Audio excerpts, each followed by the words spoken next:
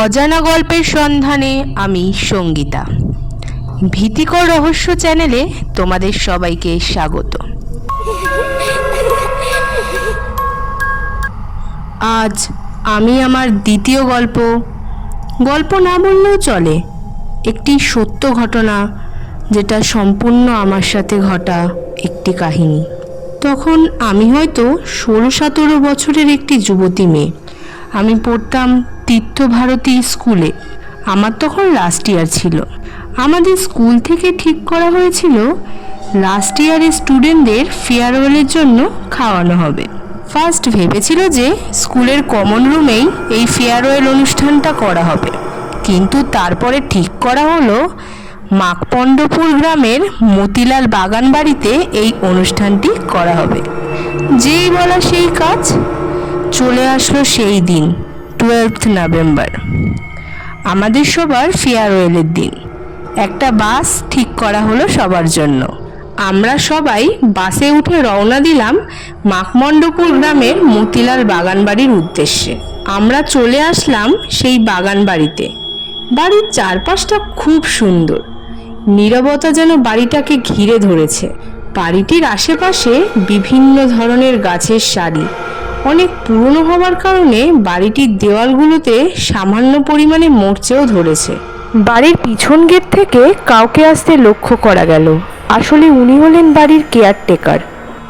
উনি এসে আমাদের হেডমিসকে বললেন, ম্যাডাম, আমি বাড়ি পরিষ্কার করে রেখেছি, আপনারা সবাই ভিতরে যেতে পারেন। সেই অনুযায়ী আমরা সবাই বাড়িটির ভিতরে প্রবেশ করলাম। হেডমিস আমাদের গাইড করে নিয়ে যাচ্ছিলেন। বাড়িটার ভিতরটা যা দেখলাম তা ধারণার বাইরে। বাইরেটা যতটা পুরনো ধাঁচের দেখাচ্ছে, কিন্তু ভেতরটা পুরো ঝাঁ চকচকে। আমরা সবাই যে যার পছন্দ মতো রুম পছন্দ করে নিলাম। আমি আর আমার বন্ধু তিতলি একটা রুমে ছিলাম। আমাদের রুমটা ছিল বাড়ির দক্ষিণ দিকে। রুমটার জানালা দিয়ে একটি দিঘি দেখা যাচ্ছিল। হঠাৎ আমি লক্ষ্য করলাম কেউ যেন ওই দিঘির পাশে দাঁড়িয়ে আমার দিকে করুণ দৃষ্টিতে তাকিয়ে আছে। আমি তৎক্ষণাৎ আমার বন্ধু তিতলিকে দেখাতেই, কেউ আর নেই, কই গেল মানুষটা, উধাও। তিতলি বলল, তোর মনের ভুল, কাকে দেখতে কাকে দেখেছিস, চল এবার নিচে চল, হেডমিস আমাদের সবাইকে ডেকেছেন। আমি আর তিতলি নিচে চলে এলাম। ততক্ষণে প্রায় সবাই উপস্থিত হয়ে গেছে। হেডমিস আমাদের বললেন, কি করছিলে তোমরা ওপরে? আমি কখন দিয়ে ডাকছি সবাইকে, সবাই চলে এসেছে আর তোমাদের আসার নাম নেই। তখন আমি যেন উত্তরটা বলতে গিয়েও উত্তরটা বলতে পারলাম না। মনে হলো কেউ যেন কিছুক্ষণের জন্য আমার মুখটা চেপে ধরে রেখেছে। আমাদের জন্য লাঞ্চের ব্যবস্থা করা হয়েছিল। লাঞ্চে ছিল গরম ভাত, মুগের ডাল, ঝুরঝুরে আলু ভাজা আর কাতলা মাছের কালিয়া, তার সাথে চাটনি। এরপর আমরা খেয়ে দিয়ে একটু বিশ্রাম নিতে চলে গেলাম। ওই 3:30-র দিকে আমার চোখটা একটু লেগে গিয়েছিল, কিন্তু ওই 5টা নাগাদ হট করে একটা আওয়াজে আমার ঘুম ভেঙে গেল। দেখলাম পাশে তিতলি অঘরে ঘুমাচ্ছে, তাই ওকে আর বিরক্ত করলাম না। আমি হঠাৎ শুনতে পাই কেউ যেন আমার নাম ধরে আমায় ডাকছে, আর আওয়াজটা ভেসে আসছে ওই জানলার সামনে দিয়ে। আমি বিছানা থেকে নেমে জানলার সামনে গেলাম। আমি দেখলাম সেই ব্যক্তিটি, যিনি সকালে দাঁড়িয়েছিলেন দিঘির পাড়ে, আমার দিকে তাকিয়ে আছে অঘোর দৃষ্টিতে আর হাত বাড়িয়ে আমায় ডাকছে আমার নাম ধরে। তখনই হঠাৎ করে কেউ যেন আমায় ধাক্কা মারল, বলল, কিরে, এখানে কি করছিস তুই? আমি যেন একটা ঘোরের মধ্যে ছিলাম এতক্ষণ। হঠাৎ করে ঘোরটা ভাঙলো আমার।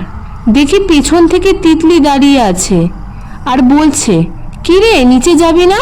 প্রোগ্রাম তো এখনই শুরু হবে, রেডি হয়ে নে। আমি ওকে যখন বলতে যাব সব ব্যাপারটা, তখনই হেডমিসের ডাক এলো, তোমাদের কি এবার ইনভাইট করতে হবে নিচে আসার জন্য? তিতলি ভয়ে দৌড় দিল রেডি হবার জন্য, আর যেতে যেতে আমায় বলে গেল, তুইও রেডি হয়ে নে আর জানলার দিকে তাকিয়ে সময় নষ্ট করিস না। আমি তৎক্ষণাৎ জানলার দিকে তাকাতেই হঠাৎ করে কেউ যেন আমার সামনে এসে চিৎকার করে উঠল, আমি ভয়ে চিৎকার করে অজ্ঞান হয়ে পড়লাম। তারপর কি হয়েছে আমার আর মনে নেই। যখন আমার জ্ঞান ফেরে তখন দেখি হেডমিস আমার সামনে বসে আছে আর পাশে আমার বান্ধবী তিতলি।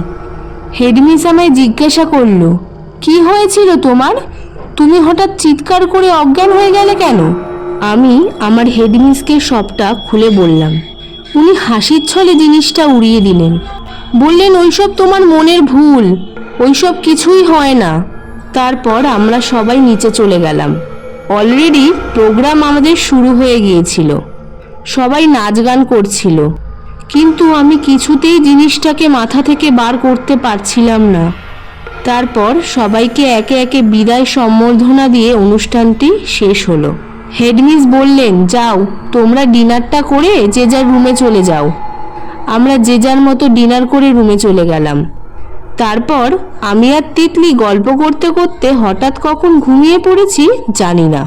আবার ঘুম ভেঙে গেল মাঝরাতে একটা আওয়াজ শুনে। তখন বাজে রাত 2:30। এবার আওয়াজটা শুধু আমি না, তিতলিও শুনতে পেয়েছে। ও আমায় বলে উঠল, কিসের আওয়াজ হলো রে? আমি ওকে বললাম, এই আওয়াজটাই আমি দুপুর বেলাতে পেয়েছি। এবার বিশ্বাস করলি তো আমি মিথ্যে কথা বলছি না? এবার আওয়াজের শব্দটা আরো জোরে জোরে শোনা যেতে লাগলো। শব্দটা ঠিক আসছিল ওই জানলার সামনে থেকে। আমি আর তিতলি ভয়ে ভয়ে জানলার সামনে গেলাম, কিন্তু কাউকে দেখতে পেলাম না। তখনই হট করে আমার পিছনে কেউ একটা হাত রাখলো। আমি তিতলির কানে কানে ফিস ফিস করে বললাম, এই তিতলি, কেউ যেন আমার কাঁধে হাত রেখেছে। তিতলিও বলল, আমার কাঁধেও কেউ যেন একটা হাত রেখেছে। দুইজনে আস্তে আস্তে পিছনে যেই ঘুরতে যাব, দেখি একটা ছায়া আমাদের দুজনের মাঝখান দিয়ে বেরিয়ে গেল। আমরা ভয়ে হেডমিসের কাছে দৌড়ে গেলাম। হেডমিসের ঘরের দরজা জোরে জোরে ধাক্কা দিতে লাগলাম, চিৎকার করতে লাগলাম, মিস তাড়াতাড়ি দরজা খুলুন, দরজা খুলুন তাড়াতাড়ি। মিস যখন দরজাটা খুলল, আমরা মিসকে জড়িয়ে ধরে কুকড়াতে লাগলাম। মিস জিজ্ঞেস করলো, কি হয়েছে, তোমরা এরকম কেন করছো? আমরা মিসকে সমস্ত ঘটনাটা খুলে বললাম। হেডমিস তারপরে বাড়ির কেয়ারটেকারকে ডাকার ব্যবস্থা করলেন। তারপরে ওনার মুখ থেকেই আমরা সমস্ত ঘটনাটা জানতে পারলাম।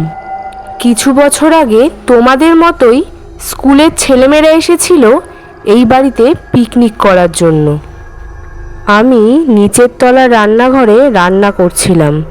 হঠাৎ ওপর থেকে একটা আওয়াজ শুনতে পাই। গিয়ে দেখি ছাদ থেকে একটা মেয়ে নিচে পড়ে গেছে, রক্তে পুরো মাখামাখি।